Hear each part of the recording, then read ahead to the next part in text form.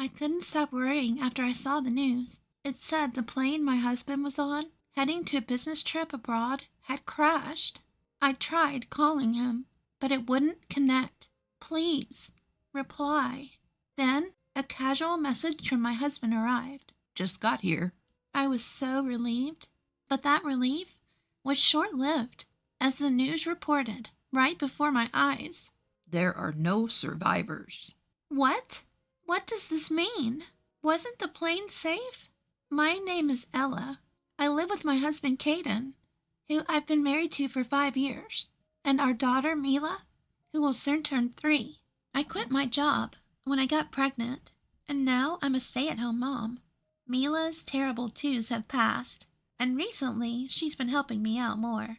It was tough during the terrible twos, but now I'm happily raising her without stress. While my relationship with Mila kept improving, Caden and I spent our days rather indifferently. Lately, he seemed busy with work, only coming home to sleep. Sometimes, he'd return with a woman's perfume scent, maybe from entertaining clients at clubs. There were sudden call-ins and working on weekends, leaving him hardly any time with Mila.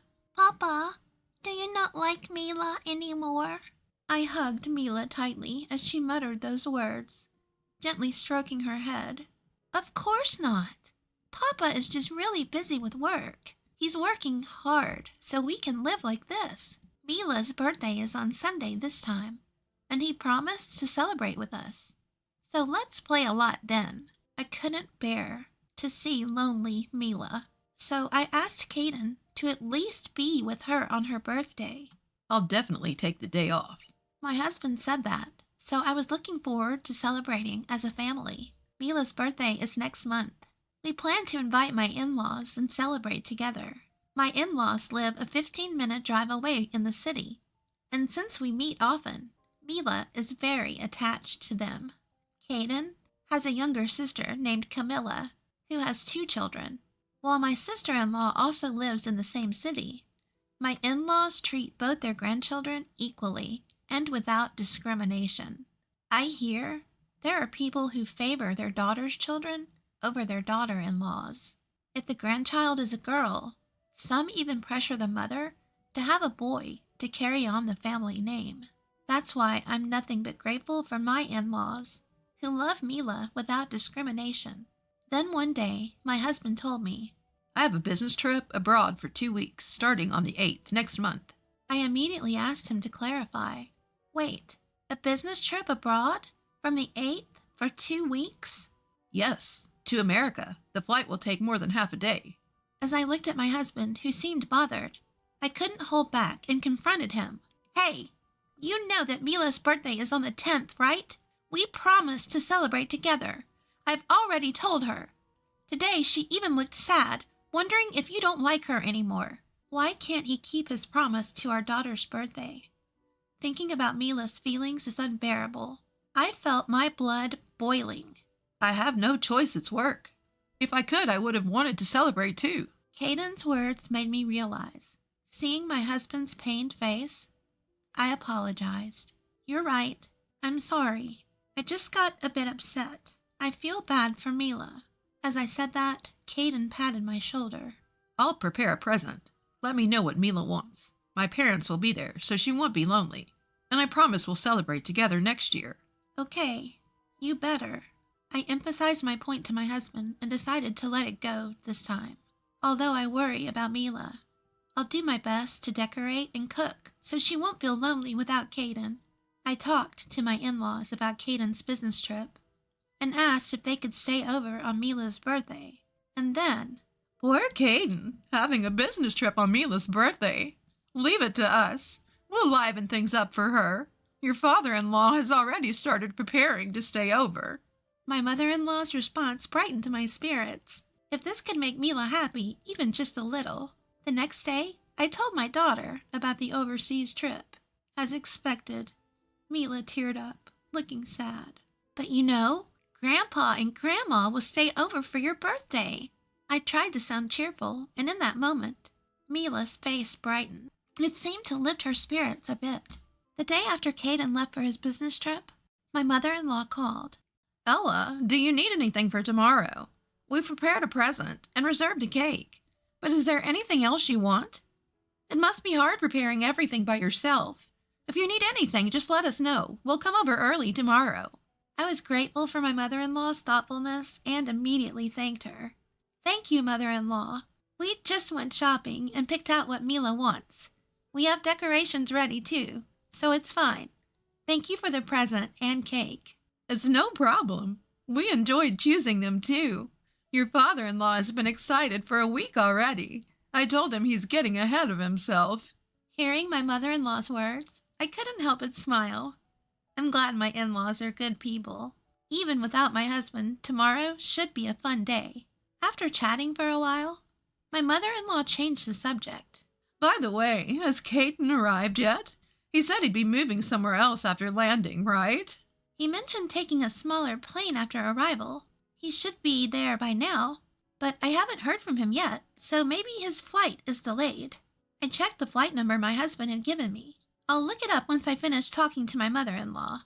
Just as I thought that. Ella, was Caden's business trip to America?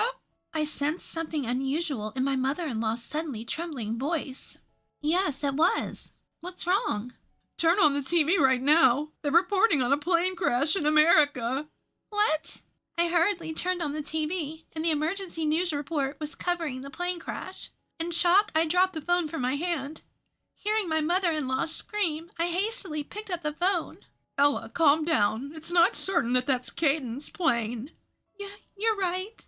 But even as I said that, I was overwhelmed with anxiety. What should I do? If something happened to him? The news anchor mercilessly presented me with an unwanted fact. They mentioned the same aircraft name as my husband's flight. Mother-in-law, this is the plane that Caden was on. What? What should we do? Caden! Faced with the unbearable reality, I collapsed to my knees. I felt my mouth rapidly drying up, tears flowing from my eyes before I knew it. Ella! My mother-in-law's loud voice pulled me back to reality. Ella, stay strong. We don't know what's happened to Caden yet, do we? Call him first. I'll hurry over to your place right now, so calm down, understood? Yes. After hanging up with my mother-in-law, I immediately called Caden, but all I heard was the empty sound of the call ringing. No way. How could this happen? Why won't he answer the phone? Desperate, I texted my husband, "Are you okay?" I tightly clutched my phone with both hands, staring at the screen. Then, I just arrived. Miraculously, I received a text from Caden. Thank goodness. I really mean it. Thank goodness. Relief washed over me, and tears flowed. I heard these words coming from the TV I left on just after I started typing a reply. Furthermore, there are no survivors. What? No survivors? What does that mean? Even though it was supposed to be the same aircraft Caden was on. Unable to stand it, I stopped texting and tried to call him. But it wouldn't connect at all. Why won't you answer the phone? When I switched to texting, I received a reply from him via text. Well, I just arrived at the airport, and I have to pick up my luggage and stuff. How could he not care about my feelings? My anxiety and anger mixed, and my irritation grew. The news said that there was a plane crash. I was really worried.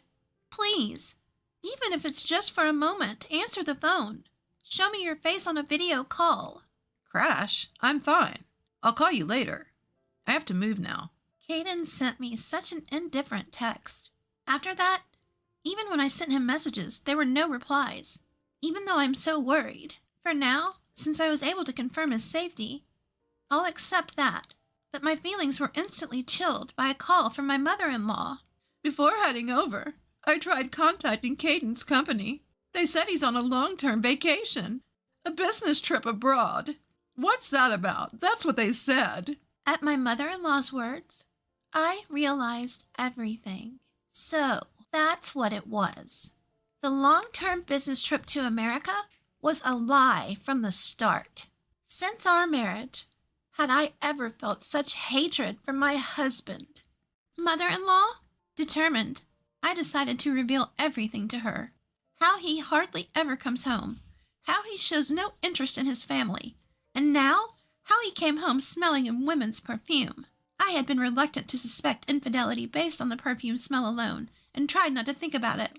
But when he takes a long-term vacation and lies to his family about a business trip abroad, I can't help but think of anything other than infidelity.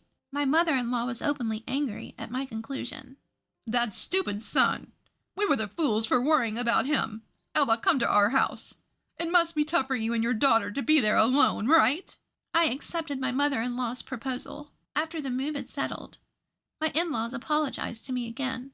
Even my sister-in-law, who heard the story, came over and cheered me up. I felt the kindness of my in-laws once more. Even though everyone else is so good, why Caden? I couldn't help but think that. Afterward, I hired a private detective to gather evidence of his infidelity. Then, a photo of him at the airport with his affair partner was sent to me. Unforgivable! He really was cheating on me after all. Caden called me 2 weeks later. Hello. Where are you? I just got back from my business trip, and I can't open the door. Can you come here and unlock it for me? Thinking I hadn't noticed anything, my husband's voice was utterly indifferent. To him, I presented the harsh reality. Even if I went, I couldn't open it. I don't have the key. And even if I did, the old key should have already been replaced. Huh. Replaced? What do you mean? What are you talking about? You're Ella, right? I could clearly sense Caden's agitation through the phone. I moved out. I can't be a family with a cheating man who goes on a cheating trip on our daughter's birthday. What are you talking about? As my husband tried to play dumb, my anger surged. Do you think I don't know? I know everything. I know you took a long-term vacation from work, and that you went to Europe, not America. Calm down, Ella. There must be some mistake. Oh, right. Mr. Cruz took a long-term vacation. Maybe you got me confused with him. Do you think you can fool me with that?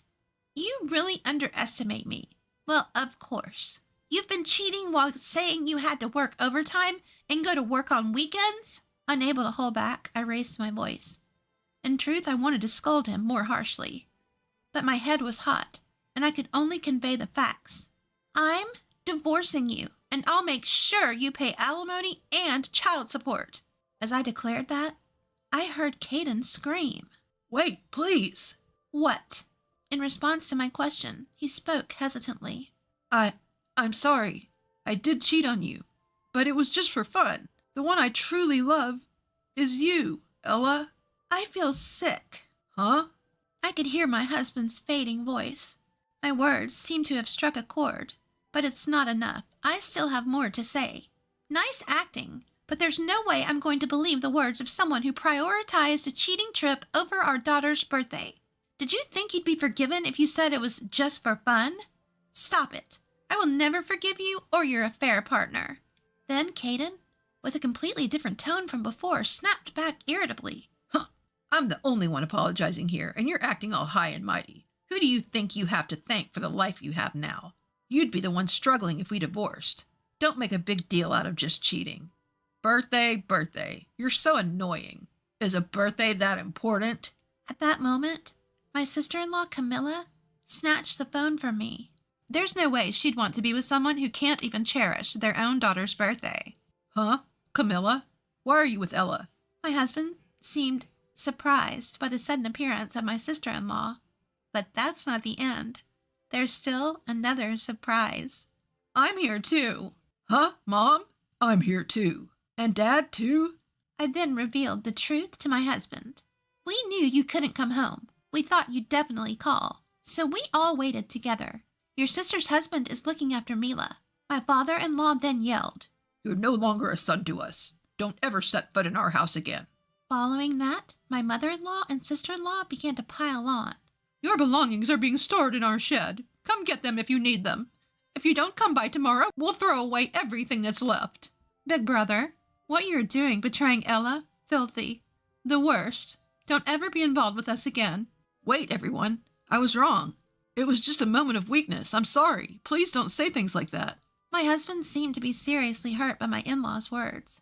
His trembling voice, on the verge of tears, tried desperately to cling to something, but no one was willing to forgive him. I yelled at him. It's unbearable to be cheated on because of a moment of weakness. You've been cheating for a long time and you're still lying. How much do you need to make fun of people to be satisfied? Stop it, you cheater. If you don't agree to the divorce, I'll take you to court." Then my husband panicked, saying, "Please, no court," and agreed to the divorce without fuss. The next day, Caden appeared at my in-laws' house and prostrated himself at the entrance. But the family only sent cold stares. Unable to endure it, he left with only the bare minimum of his belongings from the storage. After that, I made a lump sum claim for damages against him and his affair partner. Once the affair was discovered and damages were claimed, the affair partner apparently dumped Caden right away. I broke up with him, so please forgive me. Although she tried to negotiate, I had no intention of giving up on the damages. She ended up with a large debt and reportedly began working in the night industry. Once the affair became known at the company, my husband, unable to withstand the stares of others, chose to resign voluntarily. That being said, he still needs money to pay for the damages and child support. I've heard he's now working from morning till night, with no time for leisure. As for me, I still live with my in-laws. They treat Mila and me kindly, just as they did before. I'm determined to do my best to repay their kindness someday.